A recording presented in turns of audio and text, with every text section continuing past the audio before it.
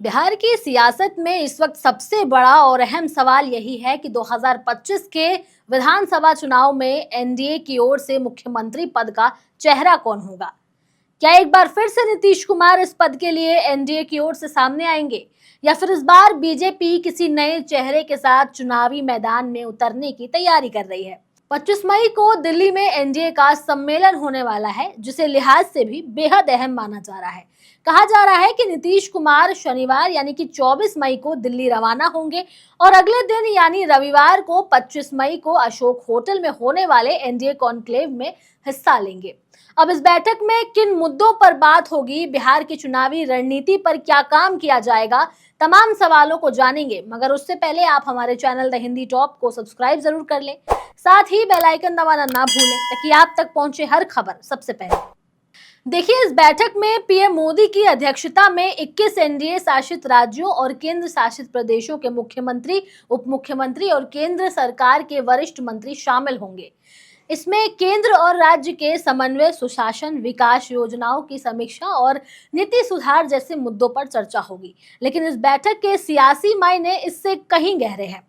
बिहार की राजनीति पर नजर रखने वाले मानते हैं कि ये सम्मेलन केवल प्रशासनिक समीक्षा तक सीमित नहीं रहेगा, बल्कि इसमें 2025 के विधानसभा चुनाव की रणनीति पर गंभीर मंथन हो सकता है। खासकर इस बात पर कि क्या नीतीश कुमार फिर से सीएम चेहरा होंगे या बीजेपी अपनी अलग रणनीति के तहत आगे बढ़ेगी। बीजेपी के कुछ नेताओं के हालिया बयानों से ये संकेत मिलता रहा है कि पार्टी इस बार अपने नेतृत्व में चुनाव लड़ना चाहती है। हालांकि आधिकारिक रूप से अभी तक ऐसा कुछ नहीं कहा गया है। ऐसे में यहाँ एक सवाल उठता है कि क्या इस बार बीजेपी फिर से नीतीश कुमार के लिए प्रचार करेगी, क्योंकि 2020 के चुनावों में जदयू का चुनाव प्रचार अभियान बीजेपी के बैनर तले ही चल रहा था। इसकी तस्वीर दिल्ली बैठक के बाद काफी हद तक साफ हो सकती है। वहीं जेडीयू ने स्पष्ट तौर पर ये कहा है कि नीतीश कुमार ही एनडीए के मुख्यमंत्री पद का चेहरा होंगे और इस पर कोई बहस नहीं की जाएगी। यहाँ यह भी सवाल उठता है कि क्या बीजेपी 2020 जैसी ही रणनीति फिर अपनाने जा रही है, जब चिराग पासवान की लोक जनशक्ति पार्टी को मैदान में उतार कर जेडीयू को नुकसान पहुंचाया गया था। उस वक्त चिराग पासवान ने नीतीश कुमार के खिलाफ कई सीटों पर उम्मीदवार उतारे थे, जिससे एनडीए के भीतर ही सीटों का बंटवारा और समीकरण गड़बड़ा गया था। चिराग ने खुद को पीएम मोदी का हनुमान बताते हुए जदयू के खिलाफ मोर्चा खोल दिया था।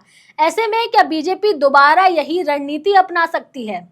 अब जबकि 2025 के चुनाव की तैयारियां शुरू हो चुकी हैं, ये देखना दिलचस्प होगा कि क्या बीजेपी एक बार फिर से ऐसा कोई खेल करके नीतीश कुमार पर दबाव बनाएगी। चिराग पासवान अब केंद्रीय मंत्री हैं और बीजेपी के साथ उनका रिश्ता पहले से कहीं अधिक मजबूत हो चुका है। अगर बीजेपी ये महसूस करती है कि जेडीयू के मुकाबले एलजेपीआर के साथ उसका तालमेल बेहतर हो सकता है, तो ये संभावना बल पकड़ सकती है कि चिराग पासवान को एक बार फिर कोई रणनीतिक भूमिका निभानी पड़ सकती है। लेकिन इस बार मामला इतना आसान नहीं है। नीतीश कुमार अब एनडीए में वापसी कर चुके हैं और एक बार फिर बीजेपी के साथ हैं। पिछले अनुभवों से सबक लेते हुए जेडीयू शायद इस बार किसी भी रणनीति से पहले साफ साफ शर्तें तय कर चुकी होगी। दूसरी ओर बीजेपी भी ये जानती है कि वो बिना नीतीश कुमार के बिहार में सत्ता नहीं पा सकती है।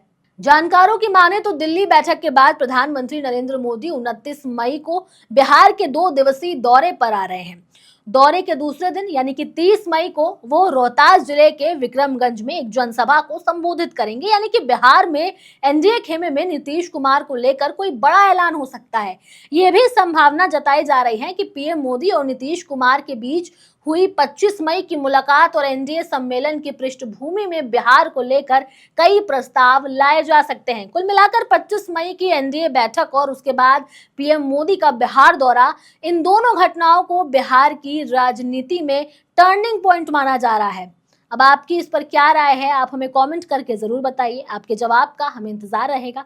मैं आपके साथ तनु चतुर्वेदी, कैमरे के उस पार मेरा साथ दे रहे थे मेरे साथी शिव कुमार। ऐसी ही और तमाम खबरों के लिए आप सब्सक्राइब करें हमारे चैनल द हिंदी टॉप को। साथ ही हमें एक्स यानी ट्विटर, फेसबुक और इंस्टाग्राम पर भी फॉलो करें।